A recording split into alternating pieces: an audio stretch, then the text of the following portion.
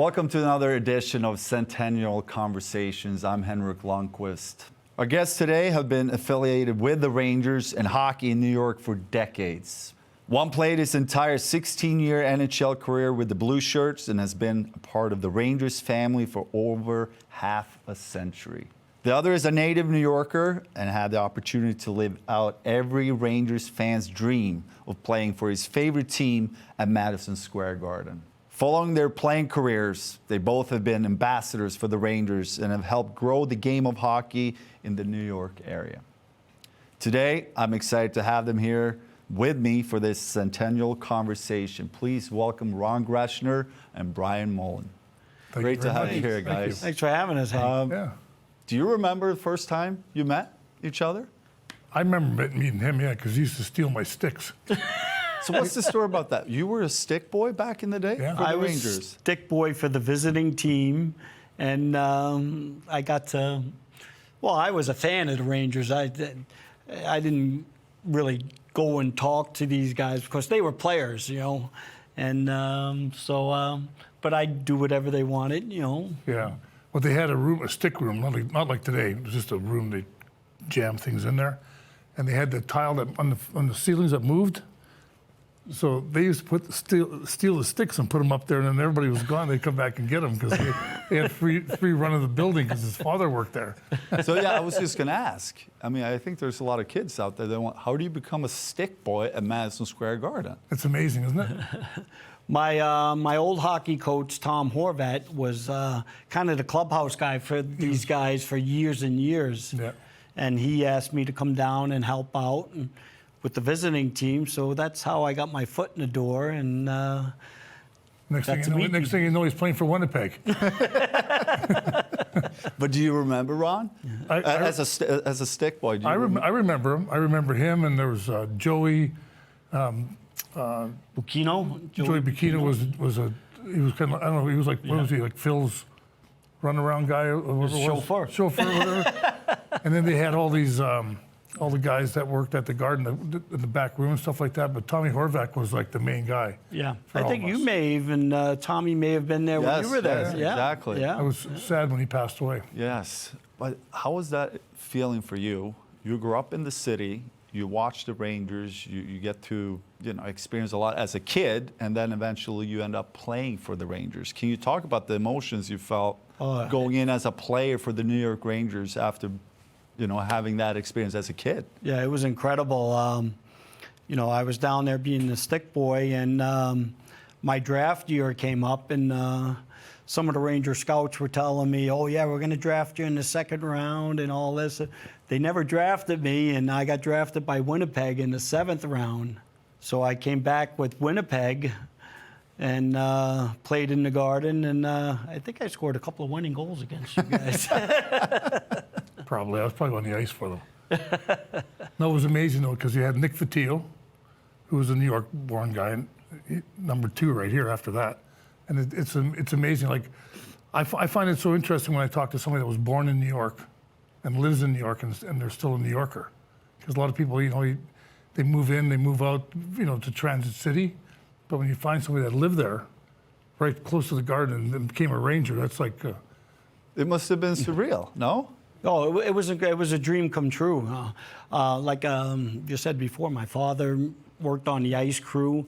So if I got a penalty in Madison Square Garden, I was sitting 10 feet from my father. Did he look at you and... Oh, yeah, I got some dirty looks, So it was really a family affair here. My uncle worked at the Garden, my coach, so I kind of knew everybody. Well, it was kind of because of Emile Francis, what he set up early on, and for all minor hockey. And these guys took advantage of it, although some of it was roller hockey. And that's the most amazing thing. You think about these guys playing roller hockey and no ice like you had in Sweden or I had in Western Canada. Yeah. You could skate anytime you wanted to. Yep. Well, you mentioned Emile Francis. I mean, a legendary coach. He drafted you in '74. Yeah. He was part of, building up the hockey program in the New York area. Kind of helped you. Oh, definitely helped me, yeah. Paved the way a little bit. Can you talk a little bit about his importance to the organization, but also to hockey in New York area? Well, for me, he was from North Battleford, Saskatchewan, which is 100 miles from where I grew up. He was friends with my dad. And when the draft year came, my draft year came around, he back then it was all on the wire stuff, for drafting. So there was not like today. So he called my dad. He goes, my father. He goes, John. He says, keep him on the farm. Don't let him talk to anybody for months. And because that was the first year they had underage draft, 18-year-olds. And he goes, we're gonna draft him, but we're gonna get him in the second round. And so we were gonna tell everybody he broke his leg, which I have the article at home yet. He told everybody that I broke my leg so bad I wasn't gonna play anymore. No way. And then wow. That's how I became a Ranger. And the strange thing was, my brother-in-law, Don Fettis, in 1970 was the only Ranger fan I knew. And I was playing in Vancouver, junior hockey, and my brother-in-law came out. We went to a game, and we went down by the boards because it was like 8-0 going into the third period. And my brother-in-law goes, see how nice that crest is? And I go, I'm sitting there, and there's Rod Gilbert on the ice, Vic Hadfield, John Rutel, Brad Park, Eddie Giacomin. And I'm going, oh my God, he kind of pushed me towards being a Ranger fan, but I was a Montreal fan, And then I got drafted, and it was. So how was that experience coming to New York, playing that first game at Madison Square Garden? Do you both remember the feeling, skating out for the first game as a Ranger? I do. Oh, yeah, You do? absolutely, yep. Go ahead. No, playing against Buffalo, November 3rd. Got called up from Providence. I played 7 games in Providence for the Providence Reds. And my first shift on the ice, and the garden ice was bad back then. There's a bunch of water at center ice. I get Brad Park comes on, comes off, I jump on, and I look up, and who's coming down the ice? Gilbert Perreault. I go, well, either I'm going to stop him or I'll be in the minors tomorrow. I'll be gone. And he's coming up, and there was a bunch of water on the ice. Yeah. The puck got stuck in the water. He lost the puck, and I picked the puck up, went the other way. And thank God there was bad ice. Saved my life. Saved your life. I can't remember who we were playing against, but going on the ice for warm-ups and skating around and just seeing my family and friends in the stands and being on that ice when I was stick boy and a Ranger fan growing up, it was just, a lifelong dream come true. Here's another breakaway. Brian Mullen moves in. He feeds O'Gradick. He scores! Mullen. Centers. Score! Into the Hartford zone. Center for Mullen. He scores! Here comes Mullen on a breakaway. He fakes. He slides it. O'Gradick scores! What a move by Brian Mullen! I mean, you talk to pretty much anybody that played for the Rangers, worn that sweater. It's hard not to talk about the fans, the passionate fans and how much they care about the team, the organization, and the history of this organization as well. You played in the 70s, the 80s. Did it feel the same back then as it when you go to the Garden today? It feels the same, looks the same? Otherwise, I mean, it's newer building, Yeah. but in terms of the passionate fan base. For me, it's like every time going to the Gardens, it still gives me that like a little bit of rush. You walk in there, whether it's going to a game, going to a concert, going to whatever it's going to be. It's amazing that the fans are vocal, knowledgeable, dedicated. They love their players one way or another. They're easy to play in front of as long as you're working. You know that. Yeah. I mean, they loved you and they loved the way you play, your intensity in the game, fire you had, and that's what keeps you there. Yep. I always wanted to talk to the current players and tell them that exact thing. Work your butt off, game in, game out, and you will be a fan favorite for the rest of your Ranger life, man. But the Ranger fans, there's nothing like it. They're the best fans. Playing in Madison Square Garden, there's nothing like it. Us three know that. Yeah. But to step on that ice in the Garden, there's no better feeling. I mean, I always When I thought think back, sorry, I was just going to say, they made me nervous and excited at the same time. Yeah. You know, they're going to keep you accountable, but at the same time, you put in the work and show how much you care about what you're doing out there. You're going to feel that support, and that it's so special to play in there when you do feel that. And it support. really is a family affair because, I mean, people that I signed autographs for, you signed autographs, are still coming to the games, and we Yeah. still see them when we're coming out of the building, and it's amazing. They've been there forever. And you had so many great moments as a Ranger. Is there any specific moments that stand out to you, both personally or as a team, that when you do think back of your career, it's like, yeah, that moment was a special one? Well, I have a lot of great moments for myself, but some bad moments about losing the cup in '79. That was kind of a heartbreaker because for a player, you want to win that because you don't get to touch it until you win it. But you lose that, and you feel bad because you see the people, fans were crying and they were upset and everything else. But there was a lot of good things that went along with that by beating the Islanders in '79. Like my first game, my first goal. I mean, I scored against Ken Dryden, you know, God rest his soul. And it was like every game I played in the Garden, it was like a new adventure. It was like you had like this extra, I don't know, an extra spirit with you, or you just wanted to do so well. Comes up to Gillies. Intercepted by Greschner. Shot. Score!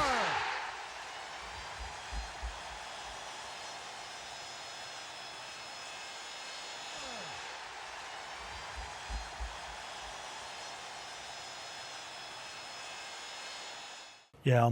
I mean, every playoff series we had against the Islanders, I love those series. I mean, there was nothing, that rivalry, it's never going to die. It's only going to get better and better. And we got to beat them a couple of times. So that was pretty special for me.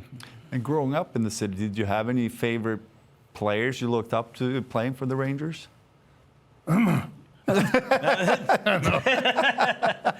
No, for me, it was Vic Hatfield. Yeah. Vic Hatfield, the gag line, Rod Gilbert, Vic, and Jean Routel.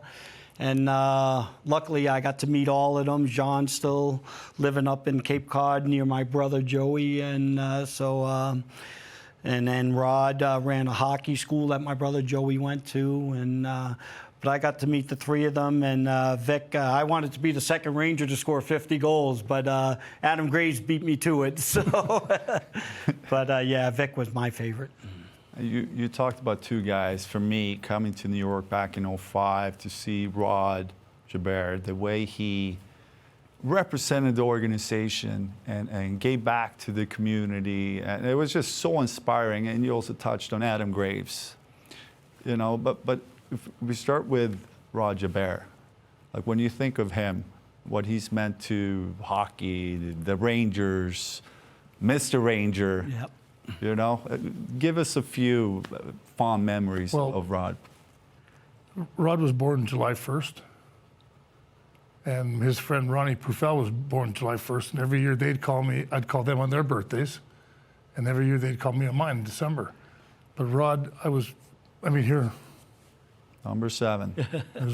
and when I retired in 1990, I went hunting with Rod for 20 years. The problem was we always forgot to take a gun along.